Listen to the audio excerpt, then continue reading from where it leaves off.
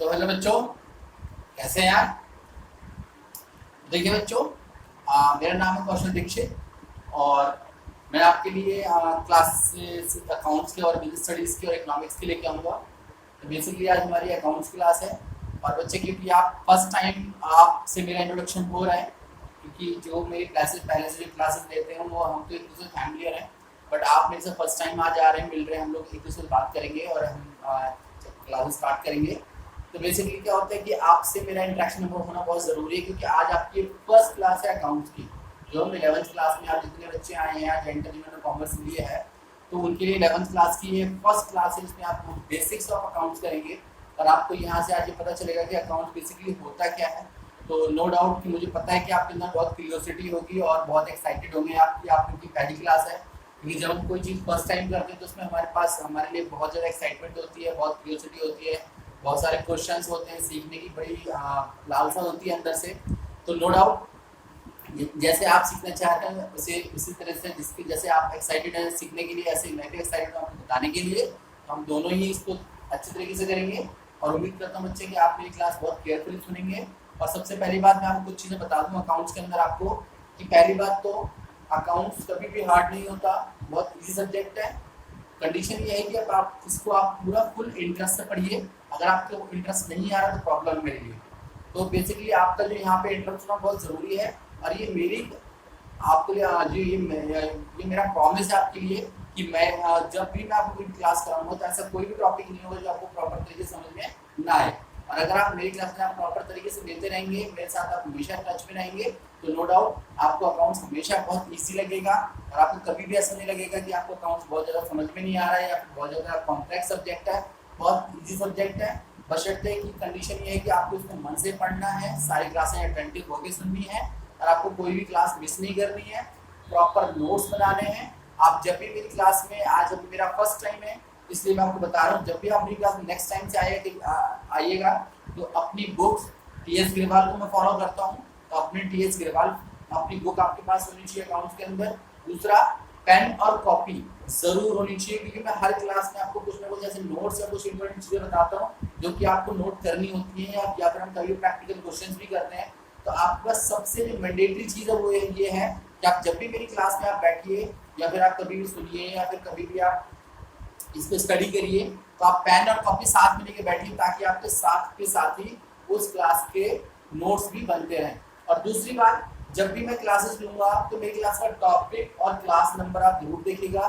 जैसे मैं यहाँ पर लिखता हूँ, ये हमारा टॉपिक का इंट्रोडक्शन है, हालांकि ये अभी किसी चैप्टर का नहीं है आपके 11th का, ये एक्चुअली में क्या है कि मैं अभी कोई पर्टिकुलर चैप्टर के नाम से आपको नहीं करवा रहा, अभी मैं केवल आपको बेसिक्स बता रहा हूँ ताकि आपको जो आने वाले चैप्टर्स हैं वो आपको इजी लगने लगे, क्योंकि चैप्टर्स के थ्रू अगर आप जाएंगे तो आपको समझने में बहुत लंबा टाइम लग जाएगा अकाउंट्स को।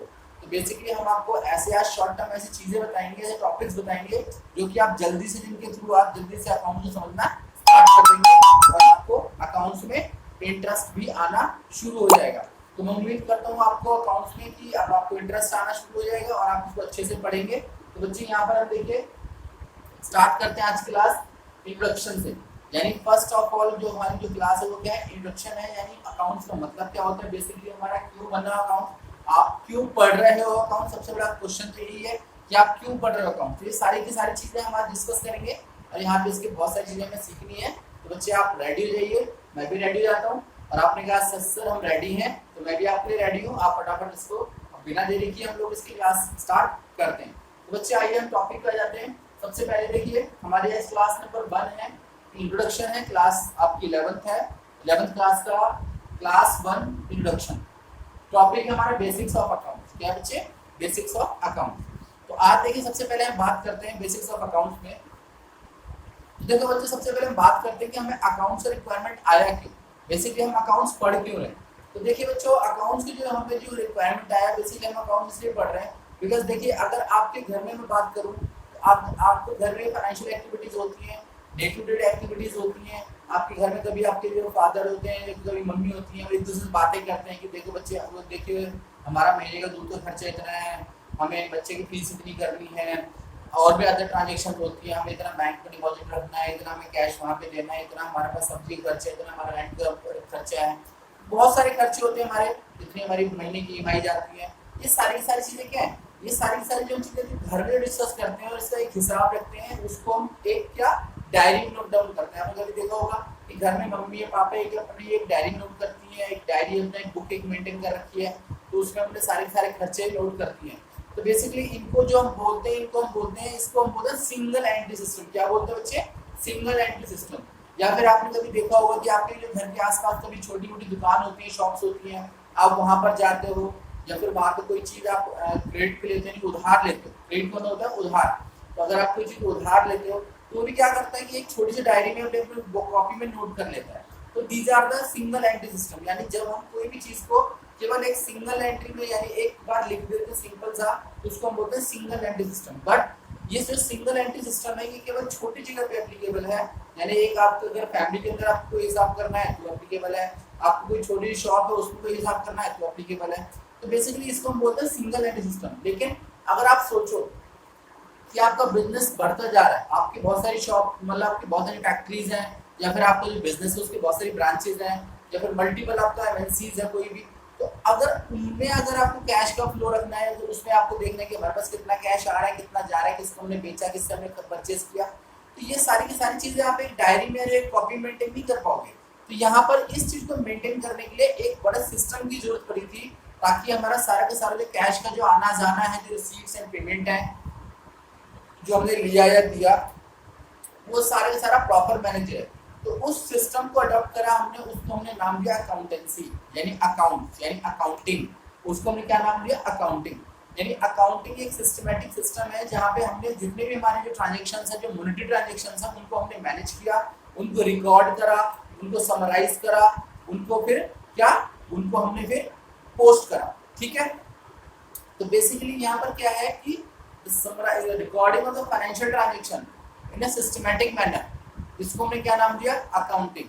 तो बेसिकली देखिए हम यहाँ पे क्या करते हैं, सबसे पहले हम यहाँ पे चीज़ों को हम पहले नोट डाउन करते हैं कि वो फाइनेंशियल ट्रांजेक्शन है कि नहीं है। यहाँ पर एक चीज ये भी चीज है कि जो अकाउंटिंग के अंदर जो भी हमारे ट्रांजेक्शन होंगी वो केवल should be in financial transaction, यानी वो फाइनेंशियल ट्रांजेक्शन होनी चाहिए। अब ऐसा नहीं कि आपने किसी को बुरा भला बोल दिया, या आपने किसी को थप्पड़ मार दिया, या किसी ने आपने गुस्से में आ गए तो ये सारी चीजें रिकॉर्ड होंगी, नहीं, ये सारी चीजें रिकॉर्ड नहीं होती। ये एक लिमिटेशंस में भी आता है अकाउंटिंग के, तो लिमिटेशन भी बन जाती है, बट ये सारी चीजें वहाँ पे इन्वॉल्व नहीं होती। अकाउंटिंग में हमें केवल वही चीजें रिकॉर्ड करनी होती है जो कि हमारी फाइनेंशियल इन नेचर होती है, यानी मॉनेटरी टर्म्स के अंदर होनी चाहिए, यानी वो कैश या पैसे के टर्म में होनी चाहिए, वही ट्रांजेक्शन हमारे यहाँ पे इन्वॉल्व होंगे। तो देखिए हम बच्चों यहाँ तुम ज्यादा देरी ना करते हो, थोड़ा टेक्निकल चीजों में आते हैं। देखिए बेसिकली देखिए अकाउंट्स की जरूरत पड़ी है बिजनेस में, कि जब हम कोई भी बिजनेस करेंगे तो हमें अकाउंट्स की जरूरत पड़ेगी, या फिर हमारा बहुत ज्यादा हमारा जब हिसाब होता है तो उसको मेंटेन करने के लिए हमें अकाउंट्स की जरूरत पड़ेगी यहाँ पे। अब अगर हम बिजनेस की बात करते हैं, बिजनेस हमारा कैसे डेवलप होता है, फिर बिजनेस हमारा कैसे ग्रो होता है, बिजनेस हमारा कैसे स्टार्ट होता है, ये भी हमें मैटर करता है। तो यहाँ पर देखिए सबसे पहले हमें क्या होता है, यहाँ पर मैंने दो चीजें लिखी हुई हैं। एक तो यहाँ पर लिखा हुआ मैंने owner equity is equal to external equity plus internal equity. ये है मेरा owner equity. Owner equity is equal to हमारा होता है external equity plus internal equity. Owner equity हमारा बेसिकली क्या होता है? मालिक, यानी जो ऑनर होता है, जो एंटरप्रेन्योर होता है, जो बिजनेस को स्टार्ट करेगा, उसको हम क्या बोलते हैं? ऑनर। और इक्विटी का मतलब क्या होता है? कैपिटल, या हिंदी में इसको बोलते हैं पूंजी। यानी जो भी ऑनर या एंटरप्रेन्योर, जो मालिक, जो भी बिजनेस को स्टार्ट करने के लिए जो भी वो पैसा लगाता है, जो भी वो इन्वेस्टमेंट करता है, जो कैपिटल उसमें लगाएगा बिजनेस में, उसको हम क्या बोलते हैं? Honour equity. क्या बोलते हैं बच्चे उसको? Honour equity. यानी अगर आप कोई बिजनेस स्टार्ट करना चाहते हो और आपने सपोज करो उसमें 1 लाख रुपए आपको इन्वेस्टमेंट करनी है, फिर कैपिटल लगानी है, that is called honour equity. यानी जो पैसा आपने अपने बिजनेस में लगाया उसको क्या बोलेंगे? Honour equity. अब जो हमारे पास जो ऑनर इक्विटी आती है वो कैसे आती है? वो आती है या तो वो पैसा हमारा होगा, यानी जो हमारी सेविंग्स होंगी, जो हमारे पास जो पैसा रखा होगा वो होगा, या हम पैसा बाहर से लेंगे।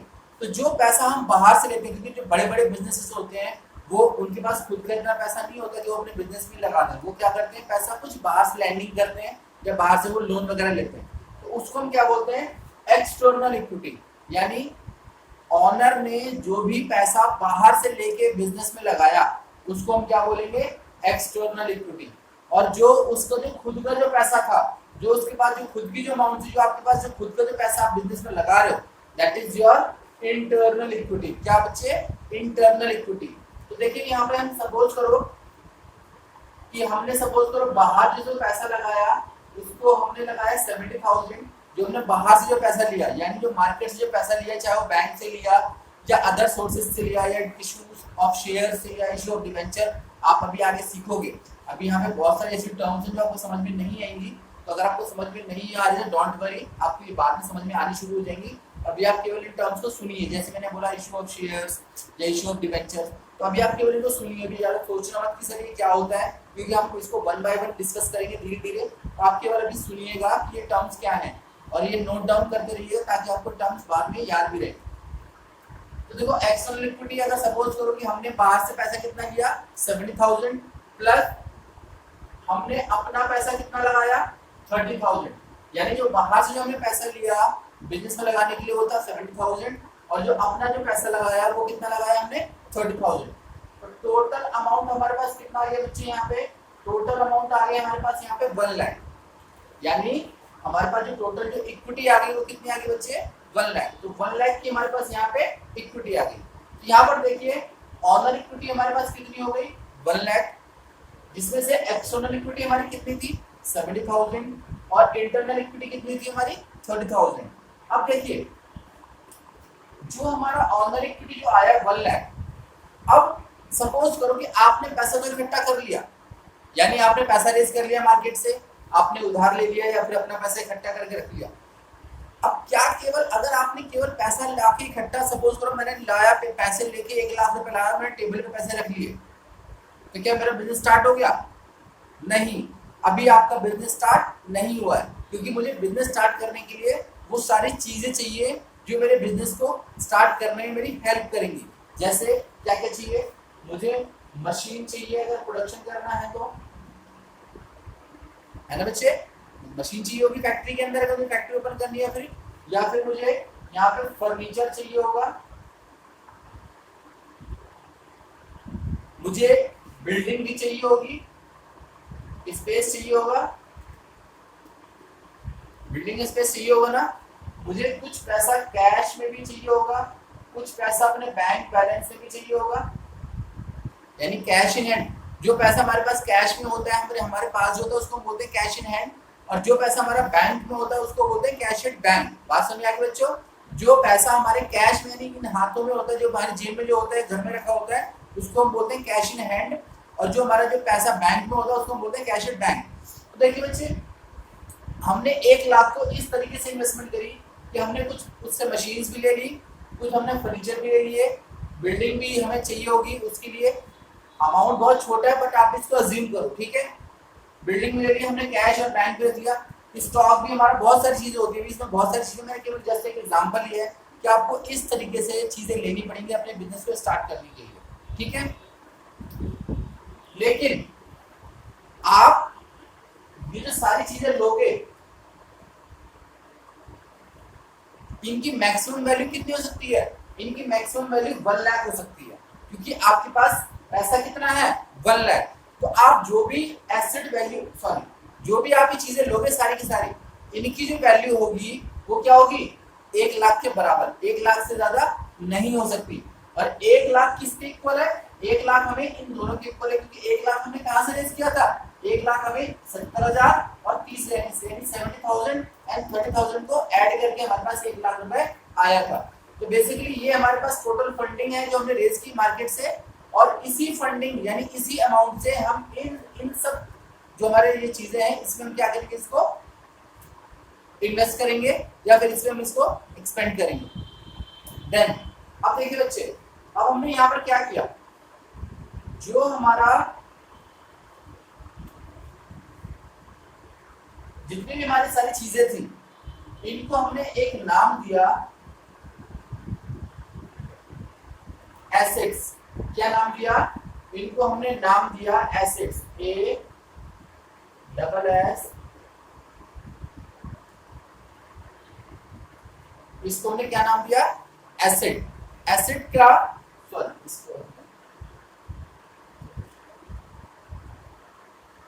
इसको हमने क्या नाम दिया? एसेट। और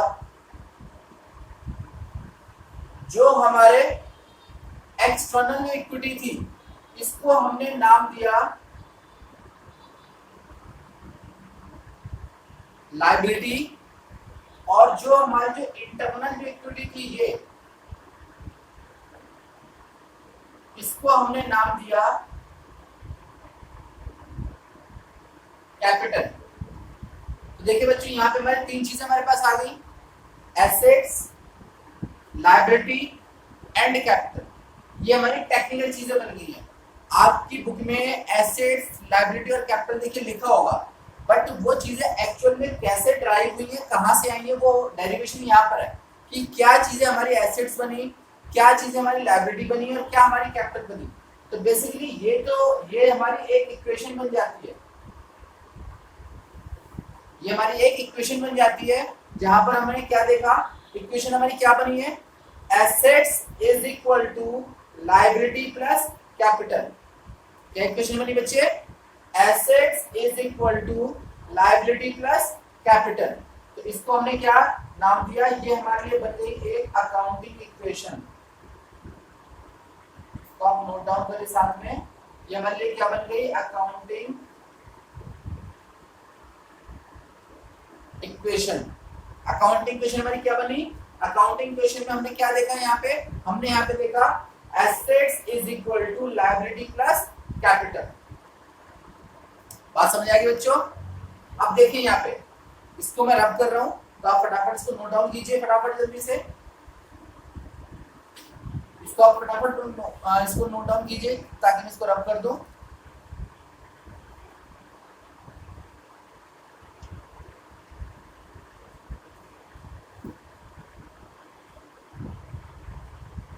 कर लिया बच्चों, thank you.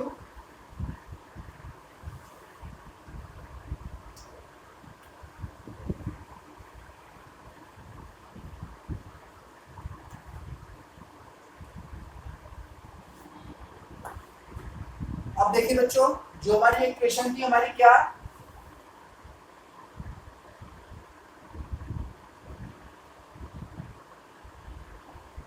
Assets is equal to liability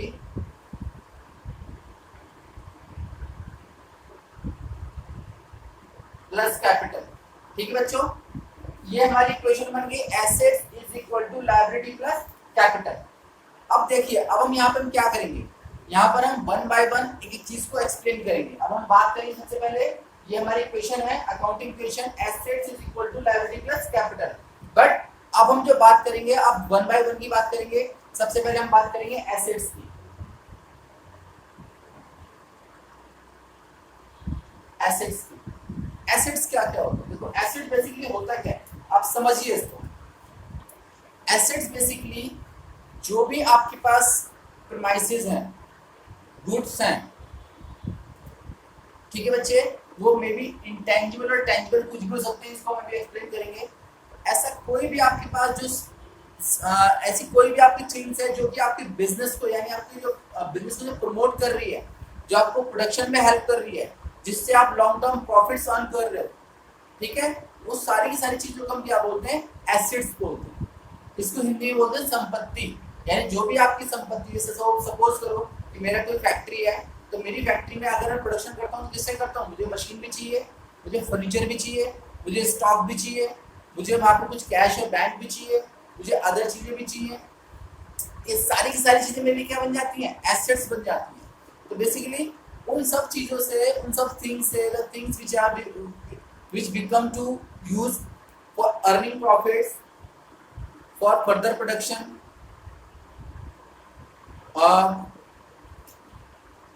called assets. इन सबको हम क्या बोलते हैं, एसेट्स बोलते हैं। यानी ऐसी सारी चीजें जो कि आपके फर्दर प्रोडक्शन में, आपको प्रॉफिट्स अर्न करने में आपके लिए लॉन्ग टर्म बेनिफिशियल होते हैं, ये सारी हमारे लिए क्या बन जाती है, एसेट्स बन जाती है।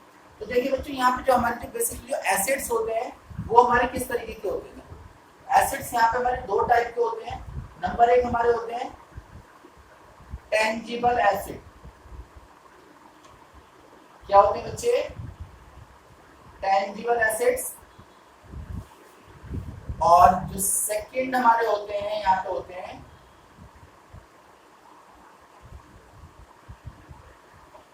Intangible fixed asset. हमारे पास एक तो होता है tangible fixed sorry tangible assets और एक हमारे होते हैं intangible fixed assets. Tangible TANGIBL tangible assets और सेकंड हमारा होता है इंटेंजिबल एसेट्स। ठीक है, देखिए टेंजिबल एसेट्स में हमारे क्या क्या होते हैं। टेंजिबल एसेट्स में हमारे नंबर एक हमारा होता है फिक्स्ड एसेट्स। क्या होता है हमारा फिक्स्ड एसेट। और इसी में नंबर दो पे हमारा होता है करंट एसेट।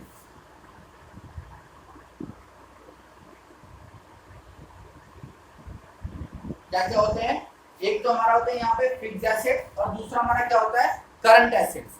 ये हमारे टेंजिबल एसेट्स के अंदर होते हैं। ठीक है, पहला हमारा क्या होता है फिक्स्ड एसेट्स और दूसरा हमारा होता है करंट एसेट्स। अब हम बात करते हैं सबसे पहले फिक्स्ड एसेट्स कि फिक्स्ड एसेट्स क्या होते हैं। देखिए बच्चे, फिक्स्ड एसेट्स होते हैं जितने भी आपके जो एसेट्स होते हैं जो लॉन्ग टर्म पर्पज से लिए होते हैं, जो कि जिनका जो प्रोडक्शन प्रोसेस में बहुत बड़ा रोल होता है, यानी जो फर्दर जो प्रोडक्शन करते हैं जो लॉन्ग टर्म बेसिस पे परचेज किए जाते हैं और जिनमें अमाउंट ऑफ इन्वेस्टमेंट क्या होती है वो ज़्यादा होती है। और दूसरा इनका जो बेसिक जो फीचर होता है कि ये नॉट फॉर सेल होते हैं। क्या होते हैं ये नॉट फॉर सेल, यानी नॉट फॉर रीसेल सॉरी, यानी जो आपने परचेज करी है यहाँ पे फिक्स्ड एसेट वो कभी भी आपको दोबारा सेल नहीं करना होता। वो बेसिक पर्पस होता है इनका कि आपको ये हमेशा कंपनी के अंदर फर्म के अंदर बिजनेस के अंदर ही रहेंगे और ये बिजनेस को सपोर्ट करेंगे और ये फर्दर प्रोडक्शन में काम आते हैं। और इनके जो प्रॉफिट्स होते हैं वो भी कंपनी जो होती है वो क्या होती है लॉन्ग टर्म उसको हमेशा इसके बेनिफिट्स लेती रहती है। तो इसमें देखिए यहाँ पे क्या होता है, इसमें एग्जाम्पल में कौन कौन से आपके आते हैं। सबसे पहले इसमें आते हैं आपका land and building.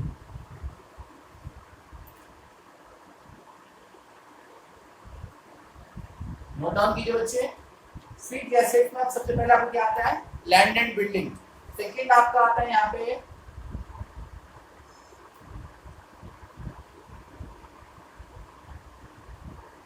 Plant and machinery, plant and machinery. Third आपका यहाँ पे आता है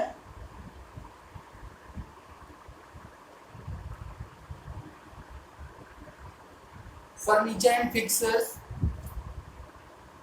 फोर्थ यहाँ पे आता है आपका इन्वेस्टमेंट।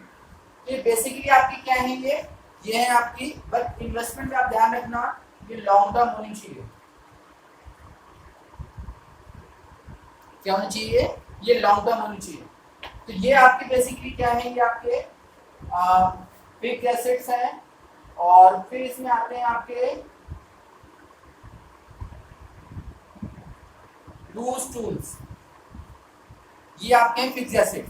हम से बात करते हैं देखिए कि जो भी हमारे एसेट्स हैं यहाँ पे आप देखिए यहाँ पे सभी में एक हमारा एक अमाउंट ऑफ जो इन्वेस्टमेंट है वो हमसे ज्यादा होती है। इनके जो बेनिफिट्स हैं वो लॉन्ग टर्म होते हैं। यानी अगर आपने लैंड एंड बिल्डिंग ले ली है तो आप बार बार लैंड एंड बिल्डिंग नहीं लोगे ना, क्योंकि आपने एक बार ही वन टाइम इन्वेस्टमेंट होती है। इसी तरीके से अगर आपने प्लांट एंड मशीनरी भी ले लिया वो भी आपके लॉन्ग टर्म होता है, जब तक वो खराब ना हो जाए वो भी आपको हमेशा प्रोडक्शन देता रहेगा। इसलिए ये भी हमारा क्या लॉन्ग टर्म पर्पस होता है, जिसको हम क्या बोलते हैं फिक्स्ड एसेट्स बोलते हैं। यानी कोई भी एसेट जो आपको लॉन्ग टर्म बेनिफिट देती है वो हमारे लिए क्या बन जाती है फिक्स्ड एसेट बन जाती है। थर्ड आपकी है फर्नीचर एंड फिक्सर। देखिए फर्नीचर भी आपके लॉन्ग टर्म होते हैं, ये भी आपके जल्दी खराब नहीं होते हैं और ये एक बार आप वन टाइम लेते हो आपके हमेशा लाइफ टाइम चलते हैं। मे भी अगर कभी होता है लेकिन इनका जो लाइफ जो ओरिजिन होता है वो हमेशा 1 साल से ज़्यादा होता है। तो जो भी आपके जो एसेट्स हैं जिनके लाइफ टाइम जिनकी जो यूटिलिटी होती है या फिर जिनकी लाइफ होती है वो आपकी 1 ईयर से ज़्यादा होती है तो उसको हम क्या बोलते हैं फिक्स्ड एसेट्स में कन्वर्ट हो जाती है। ठीक है, देन उसके बाद हमारा आता है इन्वेस्टमेंट। अच्छा बच्चे हमने फर्नीचर की बात की, फिक्सर की बात की। फिक्सर क्या होता है, व्हाट इज फिक्सर। देखो ये नोट डाउन कर लीजिए बच्चे आप। सबसे पहले मैंने लिखा था लैंड एंड बिल्डिंग, सेकंड हमारा प्लांट एंड मशीनरी, थर्ड हमारा furniture and fixer FIXTURE। Fixer में क्या है FIXTURE। फिक्सर का मतलब ये होता है कि जो भी आपका फर्नीचर जो फिक्स हो जाता है यानी वॉल से फिक्स हो, जैसे आपका डोर होता है घर का, विंडो होता है घर का, जैसे ये बोर्ड है मेरा ये वॉल से फिक्स है ना। तो जो भी आपका जैसे ये आपकी सॉरी आपको दिखाई दे रही होगी, जो भी आपकी ऐसी चीजें जो घर में आपके फिक्स हो जाती है, जो आपका फैन फिक्स हो जाता है रूफ में, तो जो भी आपकी चीजें जो वॉल से जो फिक्स हो जाती है वो सारी सारी हमारी क्या हो जाती है, फिक्सर बोला जाता है। तो ये भी आपके लॉन्ग टर्म एसेट्स में ही होते हैं। दूसरा हमारा इन्वेस्टमेंट है। इन्वेस्टमेंट यानी अगर आपने कोई मार्केट में इन्वेस्टमेंट की है, आपने बैंक में इन्वेस्टमेंट किया, आपने शेयर्स में इन्वेस्टमेंट किया है और वो आपकी लॉन्ग टर्म में यानी एक साल से ज्यादा है, 2 साल से ज्यादा है, तो वो भी हमारे लिए क्या बन जाती है, फिक्स एसेट्स बन जाती है। देन इसके बाद हमारे लिए क्या है, लूज टूल्स है। लूज टूल जैसे आपके घर में स्क्रू ड्राइवर, प्लास, पेचकस वगैरह जो होते हैं ना, ये भी क्या होती है, ये आपके घर की बात कर रहा हूँ, बट जो कंपनी जो फैक्ट्रीज होती है वहाँ पे इनका एक पूरा डिपार्टमेंट होता है, टूल्स डिपार्टमेंट, क्योंकि वहाँ पे बड़ी बड़ी मशीनरीज होती हैं और उन मशीनरीज को ठीक करने के लिए वहाँ पे एक टूल डिपार्टमेंट अलग से होता है। और जो टूल जो एक बार हम परचेज कर लेते हैं बार बार नहीं लेते। सपोज करो आपके अगर घर में स्क्रू ड्राइवर है या प्लास आपके घर में रखा होगा, तो आपको नहीं पता होगा कि आपके पेरेंट्स ने कब परचेज किया होगा, क्योंकि बहुत लंबे टाइम तक वो रहते हैं। तो उन पे भी आपके जो उनका जो नेचर बन जाता है वो भी आपका फिक्स एसेट्स बन जाता है, क्योंकि वो वन टाइम इन्वेस्टमेंट होती है, वन टाइम खर्चा होता है, वो आपकी फिर वो पूरी लाइफ टाइम आपको बेनिफिट देते रहते हैं। तो ये थे हमारे क्या, फिक्स एसेट, जो कि आपके लॉन्ग टर्म परचेजेस होती हैं, लॉन्ग टर्म बेनिफिट देते हैं, और ये नॉट फॉर रीसेल होते हैं, यानी इनका जो बेसिक जो नेचर होता है वो नॉट फॉर रीसेल, यानी आपने जो इनका बेसिक जो पर्पस होता है वो इन फ्यूचर्स को बेचने का नहीं होता। देन इसके बाद हम बात करते हैं करंट एसेट्स की। करंट एसेट्स में देखिए बच्चे क्या क्या आता है। करंट एसेट्स में आपको यहाँ पर आ जाता है, इसमें जैसे सबसे पहले आपका हो गया स्टॉक, सेकंड आपका हो गया डेब्टर, फोर्थ आपका हो गया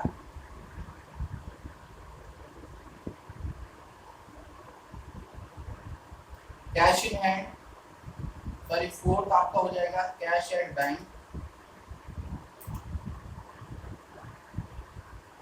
फिफ्थ आपका हो गया प्रीपेड एक्सपेंस,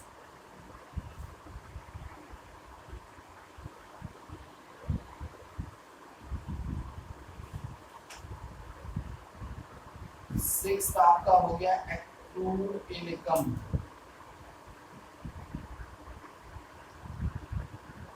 सिक्स्थ आपका हो गया एक्रूड इनकम। तो बेसिकली हमारे पास ये टर्म्स है 1 2 3 4 5 6। तो देखिए बच्चे ये हमारे स्टॉक वाली जो टर्म्स है उसको आप देख लीजिए। पहला हमारा है क्या, यहाँ पे जो करंट एसेट्स है सबसे पहले हमारा क्या है, सबसे पहला हमारा क्या है, स्टॉक। स्टॉक क्या होता है, आपका जो रॉ मटेरियल होता है, यानी जो भी हमारा स्टॉक होता है इसकी जो करंट एसेट जो डेफिनेशन होती है उसकी पहचान क्या होती है, the assets which can be converted into cash। आप इसको नोट डाउन कीजिए इसके डेफिनेशन को, ताकि आपको ये कॉन्सेप्ट क्लियर हो जाए इसका करंट एसेट्स का। The assets which are converted or which can be converted into cash in short term or within a year, in short term or within a year are called current assets, are called current assets। यानी ऐसे assets जो कि short term period में, देखिए short term जो period होता है वो लेस देन 1 ईयर होता है, ध्यान रखिएगा, जो शॉर्ट टर्म पीरियड होता है वो लेस देन 1 ईयर होता है, और जो लॉन्ग टर्म पीरियड होता है वो मोर देन 1 ईयर होता है। The asset which can be converted into cash in short term period or less than 1 year are called current assets। अब देखिए ये current assets कैसे बन गए। सपोज करो स्टॉक की बात करते हैं हम लोग। स्टॉक क्या होता है, जो आपके पास माल बना हुआ रखा होता है। अगर आपके पास कोई भी स्टॉक है जो कि शॉर्ट टर्म है, सॉरी आपके पास कोई भी स्टॉक जो पड़ा हुआ है, अगर आपको कैश की रिक्वायरमेंट है तो आप इस स्टॉक को क्या कर सकते हो, इजीली इसको सोल्ड आउट कर सकते हो। जैसे आप इसको सोल्ड आउट करोगे आपके पास क्या पूरा का पूरा कैश आ जाएगा। सेकंड आपका होता है डेटर। डेटर की डेफिनेशन जरूर लिखिएगा।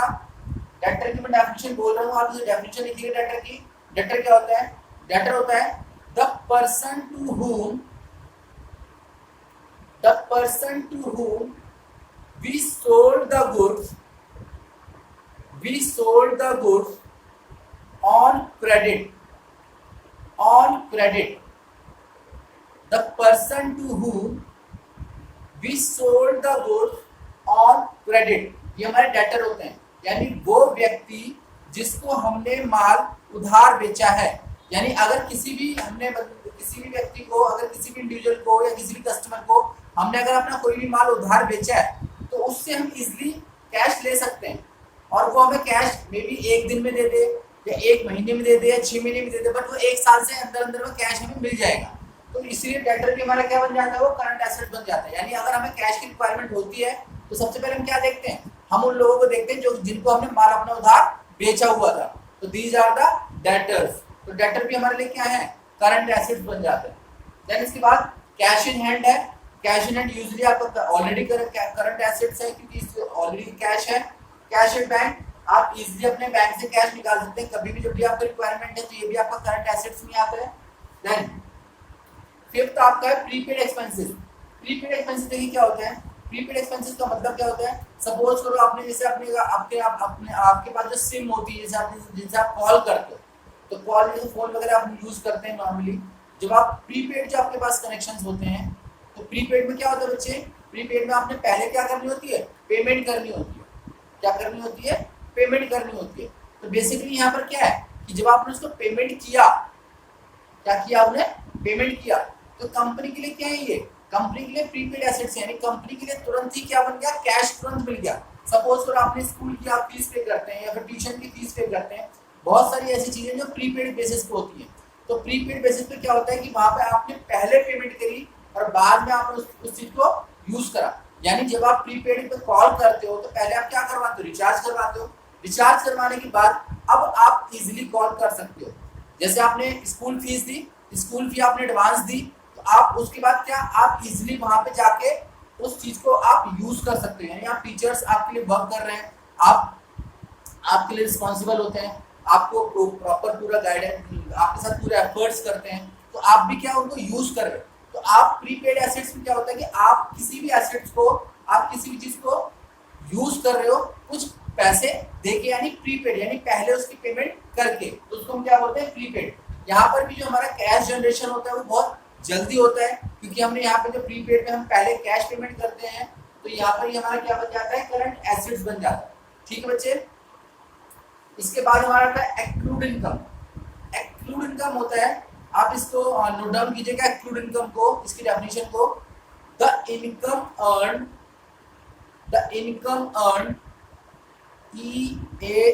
EARNED, the income earn but not collected. ठीक है, तो ये हमारा क्या है, एक्रूड इनकम है, the income earn but not collected. और इसके बाद एक और हमारा होता है, यहाँ पर आप 7th में लिखिएगा,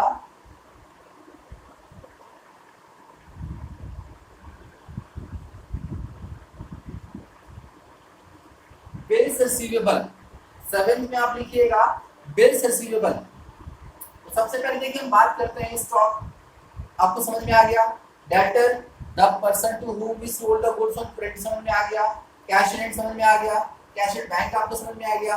प्रीपेड जहां पे हम पहले पेमेंट कर देते हैं अपने चीजों को यूज करने के लिए, वो आपको वो समझ में आ गया।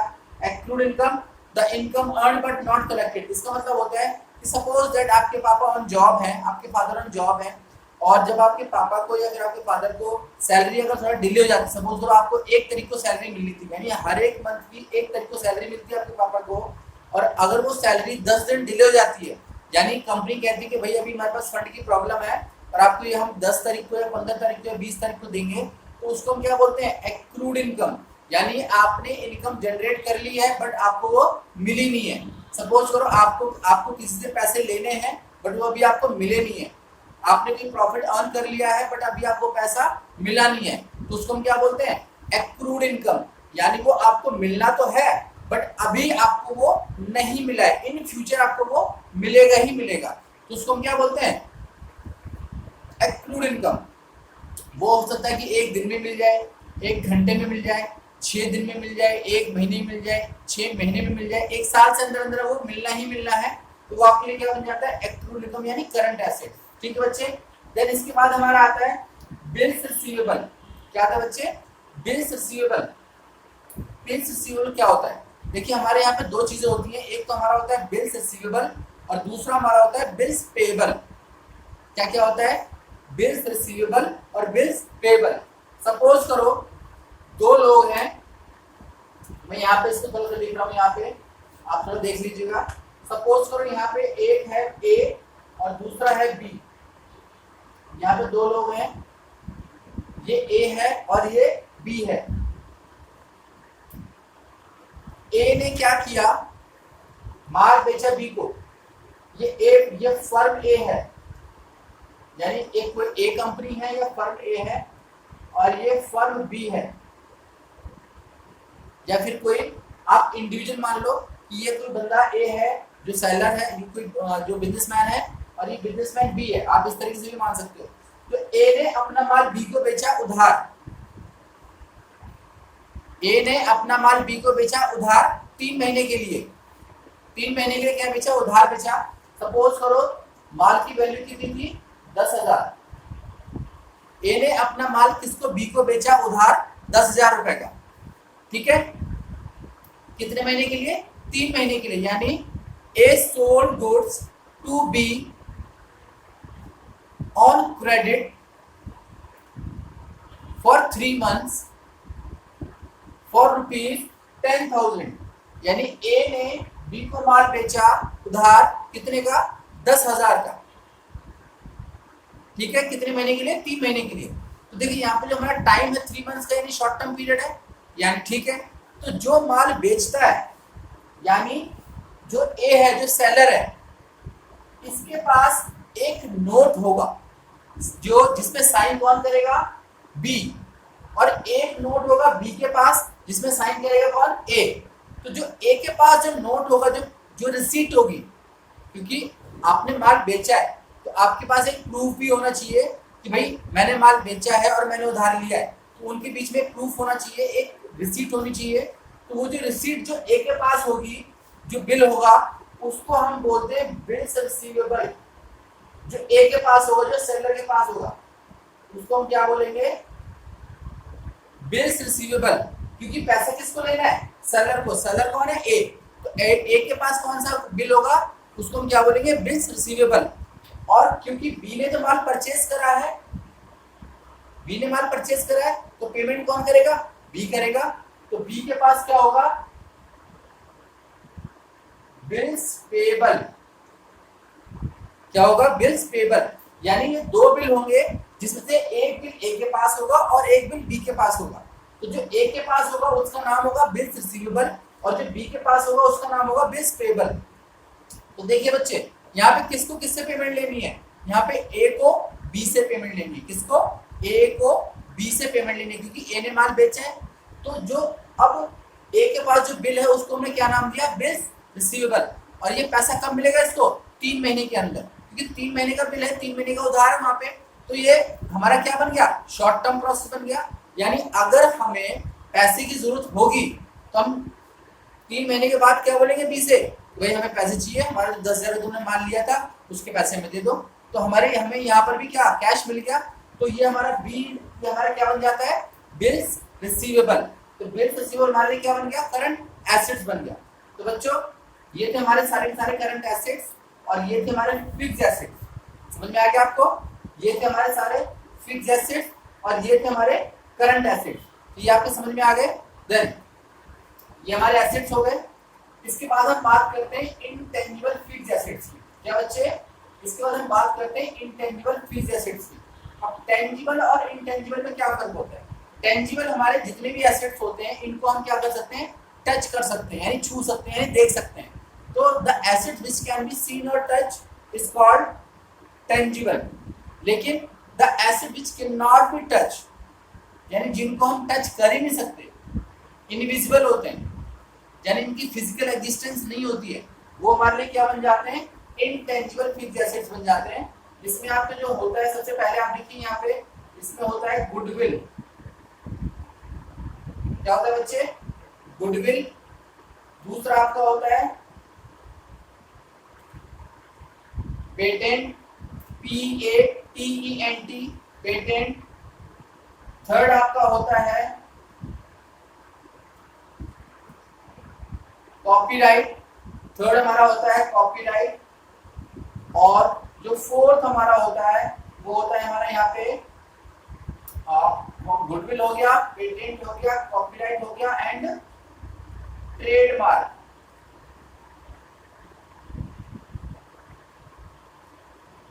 आप इनको नोट डाउन कर लीजिए। इंटेंजिबल फिक्स्ड एसेट्स में देखिए गुडविल हो गया, पेटेंट हो गया, कॉपीराइट हो गया एंड ट्रेडमार्क हो गया। तो देखिए इनको हम एक्सप्लेन कर रहे हैं कि बार बार थोड़ा थोड़ा।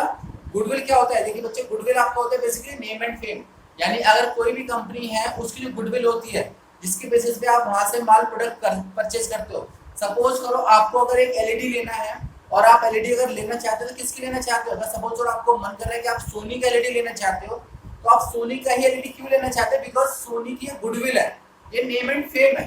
तो किसी भी कंपनी का या किसी ब्रांड का किसी बिजनेस का जो मार्केट में जिसका नेम एंड फेम होता है वो क्या होती है, उसकी गुडविल होती है। क्योंकि आपसे सोनी वाला घर बोलने नहीं आ रहा है कि आप मेरे घर मेरा टीवी ले लो, क्योंकि आप उसके पास जा रहे हो। तो देखिए सोनी वाले ने आपको अप्रोच नहीं किया, इवन आप सोनी वाले को अप्रोच करो ड्यू टू हिज गुडविल, क्योंकि सोनी की जो मार्केट में गुडविल है आप उसकी वजह से उसके पास जा रहे हो। और यही जो गुडविल होती है ये सोनी का क्या बढ़ा रही है, ये कस्टमर ग्रोथ बढ़ा रही है, उसका रेवेन्यू बढ़ा रही है, उसके प्रॉफिट्स को बढ़ा रही है। अगर ये गुडविल नहीं होती तो आप सोनी के पास नहीं जाते, तो सोनी की सेल भी नहीं होती, सोनी को प्रॉफिट भी नहीं होता। तो बेसिकली क्या होता है, गुडविल से किसी भी फर्म को क्या मिलता है, प्रॉफिट मिलता है। और गुडविल क्या होती है, इनटेंजिबल होती है। अगर आपसे कोई बोले कि जा भाई सोनी के शोरूम में जा और उसकी गुडविल चुरा के लिया या फिर उसकी गुडविल उठा के लिया, आप ला सकते हो? नहीं ला सकते, क्योंकि गुडविल एक कोई सामान नहीं है। गुडविल हमारी क्या है, इंटेंजिबल फिक्स्ड एसेट्स है। तो ये गुडविल हमारी क्या बन जाती है, इंटेंजिबल फिक्स्ड एसेट्स, ठीक है। और ये किसी भी फर्म को लॉन्ग टर्म तक बेनिफिट देती है। देन इसके बाद हमारा क्या बन जाता है, देखिए पेटेंट।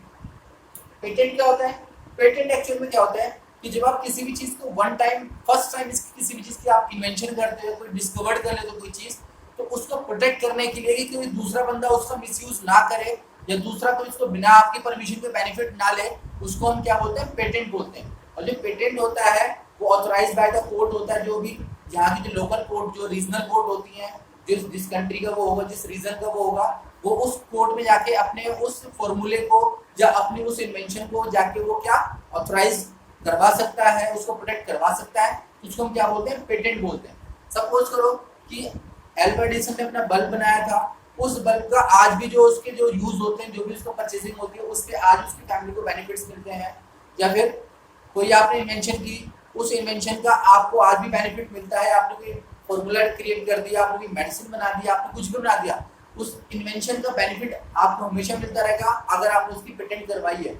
अगर आपने पेटेंट नहीं करवाया तो अगर कोई दूसरा उसको यूज करता भी है तो आपको उसका बेनिफिट नहीं मिलेगा, इसलिए उसका पेटेंट करवाना आपके लिए जरूरी है। तो ये क्या होता है, ये इंडिविजुअल चीजें सारी की सारी, इसमें कोई ऐसा नहीं होता कि आप किसी का पेटेंट को चुरा के ला सकते हो, क्योंकि ये सारा इंडिविजुअल होता है, ठीक है। तो ये भी आपको क्या बन जाता है, इंटेंजिबल फिक्स्ड एसेट बन जाता है। कॉपीराइट, कॉपीराइट आपको पता ही है। सपोज करो आपकी जो बुक्स होती हैं जो आप पढ़ रहे हो, अभी मान लो सपोज करो आपकी अभी आपके पास कौन सी टीएस ग्रेवाल है, टीएस ग्रेवाल का जो मैन्युफैक्चरर कौन है, वो सुल्तान चंद है। तो सुल्तान चंद का जो इस बुक का जो कॉपीराइट है किसके पास है, सुल्तान चंद के पास है। अब इस टीएस ग्रेवाल को, इस बुक को जिससे आप पढ़ रहे हो, इसको सुल्तान चंद के अलावा कोई दूसरा पब्लिश नहीं कर सकता। इसको हम क्या बोलते हैं, कॉपीराइट बोलते हैं। और इस बुक को मार्केट में सेल करने के बाद जो भी रेवेन्यू आएगा, जो भी प्रॉफिट्स आएगा, वो किसको मिलेंगे हमेशा, वो सुल्तान चंद को मिलेंगे। तो इसके जो कॉपीराइट्स हैं वो किसके पास है, सुल्तान चंद के पास है। अगर इसको कोई भी अगर इस बुक को कोई कॉपी करता है तो दैट विल बी इलीगल, और उसके बाद उसके ऊपर क्या हो जाएगा, केस भी हो सकता है। देन इसके बाद हमारा होता है ट्रेडमार्क। ट्रेडमार्क देखिए क्या होता है, सपोज करो आपको आईफोन लेना है, ट्रेडमार्क क्या होता है, अगर सपोज करो आपको आईफोन लेना है, आईफोन में आप सबसे पहले क्या देखते हो, उसका ट्रेडमार्क क्या होता है, उसका ट्रेडमार्क क्या होता है, एप्पल। अब सपोज करो उसी फोन के पीछे एप्पल ना बन के अगर मैंगो बना हो तो क्या आप फोन लोगे, आप मोबाइल लोगे, नहीं लोगे, क्योंकि वो जो है, वो जो आईफोन का जो ट्रेडमार्क है, यानी जो उसका जो साइन है वो क्या है, वो एप्पल है। तो आप एप्पल यूज के लिए क्या बन जाता है, ट्रेडमार्क बन जाता है। तो आप उसको भी चुरा नहीं सकते, और अगर उसमें एप्पल नहीं होगा तो आप वो आईफोन ही नहीं होगा, एग्जैक्टली, ठीक है। तो अगर आपको किसी भी ब्रांडिंग का अगर आपको साइन देखना है, उसका ट्रेडमार्क देखना है, तो ही आप उसका प्रोडक्ट लेते हैं, तो वो भी उसके लिए क्या बन जाता है, एसेट बन जाता है। तो ट्रेडमार्क भी किसी भी कंपनी के लिए क्या बन जाता है, एसेट बन जाता है। तो देखिए बच्चों, ये थे बेसिकली आपके, आज हमने इसकी बात करी, आज हमने आज जो आप जितने भी टॉपिक्स क्लियर करे वो एसेट्स के रिगार्डिंग करे। अगली क्लास में हम लाइबिलिटीज और अदर चीजों के बारे में डिस्कस करेंगे। तब तक आप इन चीजों को और अच्छे तरीके से मेरी वीडियोस को बार बार सुनिए, दोबारा इसको रिवाइंड कीजिए ताकि आपके बेसिक कॉन्सेप्ट सुने। और हाँ, एक चीज और, आप ये मत सोचना कि आपको एक बार में सारा लर्न हो जाएगा। आपको ये सारी चीजें कॉपी में नोट डाउन करनी है और मेरे वीडियो को बार बार सुनना है, ताकि ये बहुत बेसिक चीज है। जब तक आपको सारी बेसिक चीजें लर्न नहीं होगी प्रॉपर तरीके से, आप इसको आगे कंटिन्यू नहीं कर पाएंगे। तो इसको आगे कंटिन्यू करने के लिए, प्रॉपर तरीके से सीखने के लिए आपको ये बेसिक मेरी क्लास बहुत अच्छे तरीके से लेनी है। एक एक चीज को लिखना है, राइट डाउन करना है, उसको रीड करना है, इवन वीडियो को बार बार सुनना है। आप जितना इसको बार बार सुनेंगे उतना ही आपके दिमाग में जो ये टेक्निकल चीजें सारी की सारी बार बार वो जल्दी बैठेंगी। तो प्लीज इनको आप राइट डाउन कीजिएगा, वीडियो को बार बार देखिएगा और इनकी प्रैक्टिस कीजिएगा। नेक्स्ट क्लास में हम इसके बेसिक्स और भी करेंगे। अभी हम लाइब्रेरी सीखेंगे और एक्सपेंसेस सीखेंगे, इनकम के बारे में सीखेंगे।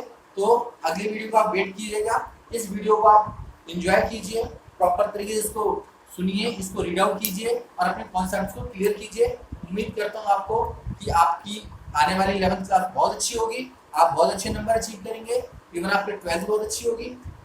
कंडीशन ये है कि आप मेरी क्लासेस को प्रॉपर तरीके से सुनिए, टच में रहिए और कोई भी क्लासेस को मिस मत करिए। और जल्दी से, क्योंकि आप अभी मेरे न्यू व्यूअर्स हैं, तो आप जल्दी से मेरे चैनल को सब्सक्राइब कीजिए, लाइक कीजिए और कमेंट कीजिए अगर मेरी क्लास आपको अच्छी लगती है।